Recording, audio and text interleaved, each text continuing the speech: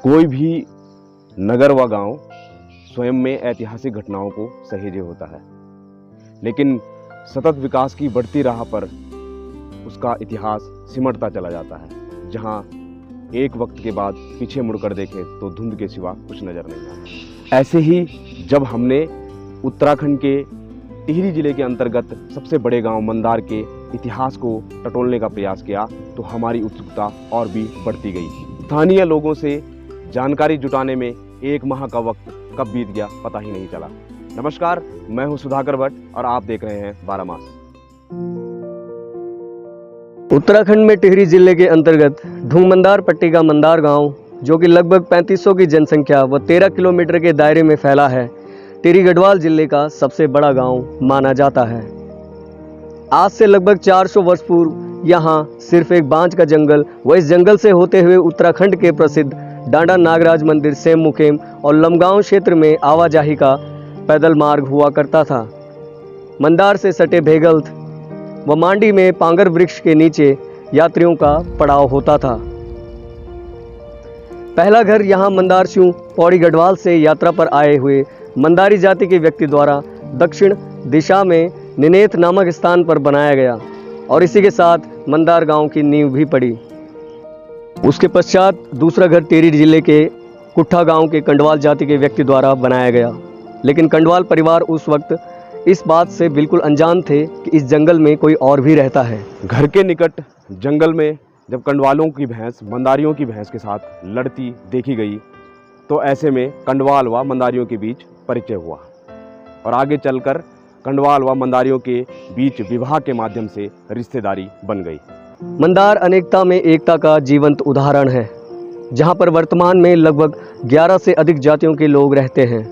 इनमें मंदारी मंदार सिंह पौड़ी गढ़वाल से आए, कंडवाल कुट्टा टिहरी गढ़वाल से, राणा जलेथा श्रीनगर पौड़ी गढ़वाल से, गुनाल जाति गोना से, रमोला जाति टुंगरी से, सरांशी शरांस गांव घनसाली से, बग्याल बागी भरपूर से, खरुड़ी रावत खरड़ गांव भदुरा से, घंडियाली रावत भिलंग बासर से व गुसाई जाति रौथाण से आई। इनके अतिरिक्त खड़वाण सुनार, औजीदास व लोहार जाति के लोगों को कंडवाल व मंदारियों द्वारा यहाँ विभिन्न स्थानों से लाकर बसाया गया।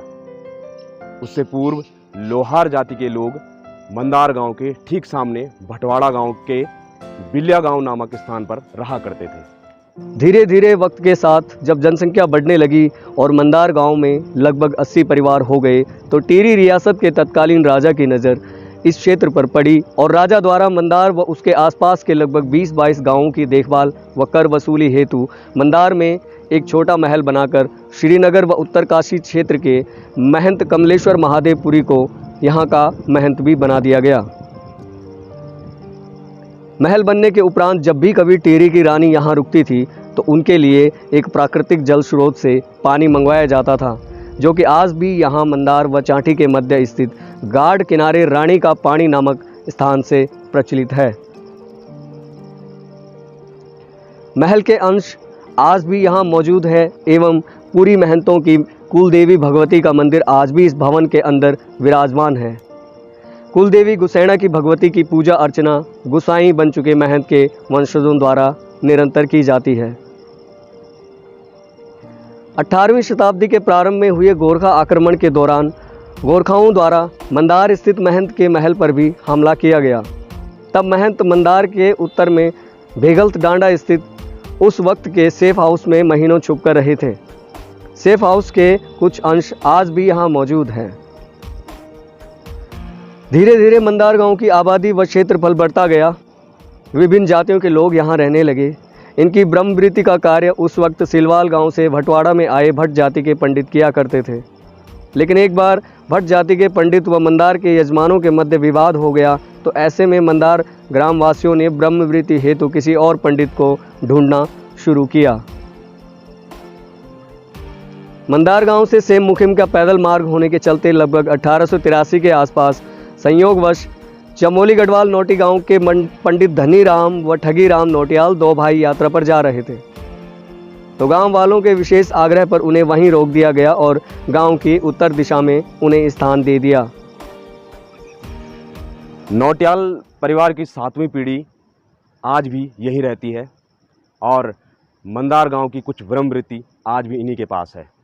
इन्हें सलानी नाम से भी जाना जाता है। 1947 में भारत आज़ाद हुआ और उसके बाद लोकतंत्र के तहत जब पहला पंचायत चुनाव हुआ तो उस वक्त मंदार के पहले ग्राम प्रधान मदन सिंह कंडवाल जी चुने गए, जो कि 35 वर्षों तक लगातार इस गांव के प्रधान रहे। प्राथमिक शिक्षा के लिए उस वक्त बच्चों को लगभग 5-6 किलोमीटर दूर देवताधार जाना पड़ता था, क्योंकि राजकीय प्राथमिक विद्यालय पूरे क्षेत्र का एक ही हुआ करता था। लेकिन मदन सिंह कंडवाल जी ने इस विषय को गंभीरता से लेते हुए पहला प्राइवेट प्राथमिक विद्यालय शुरू किया। बहरहाल सन 1962 में सरकार द्वारा मंदार में प्राथमिक विद्यालय स्थापित किया गया। वो सन 62 में ही जाखणीदार ब्लॉक भी बना और पहले ब्लॉक प्रमुख मंदार निवासी बरफ सिंह रावत जी बने। उससे पूर्व मंदार क्षेत्र थौलधार ब्लॉक के अंतर्गत आता था।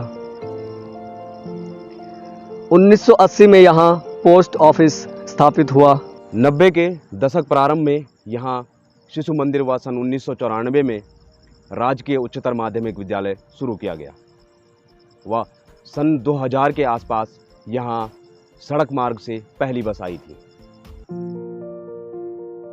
अन्य जगहों की अपेक्षा मंदार से पलायन बहुत कम हुआ है। यहाँ पर अधिक से अधिक परंपरागत खेती को महत्व दिया जाता है। खेतीबाड़ी में यहाँ आलू गोभी जैसी कई सब्जियों की अच्छी पैदावार है और साथ ही अन्य फसलों, सब्जियों व फलों की नई नई प्रजातियों पर भी कार्य किया जाता है, जो व्यावसायिक दृष्टि से भी इस गांव के एक बड़े वर्ग की आय का साधन भी है। तो कैसी लगी आप लोगों को ये वीडियो कमेंट बॉक्स में ज़रूर बताएं। और अगर आप भी चाहते हैं कि हम आपके गांव व क्षेत्र के बारे में ऐतिहासिक शोध कर 12 मास के माध्यम से वीडियो लेकर आएँ, तो नीचे दिए गए निम्न नंबरों पर संपर्क ज़रूर करें और ऐसे ही वीडियो देखने के लिए चैनल को सब्सक्राइब ज़रूर करें।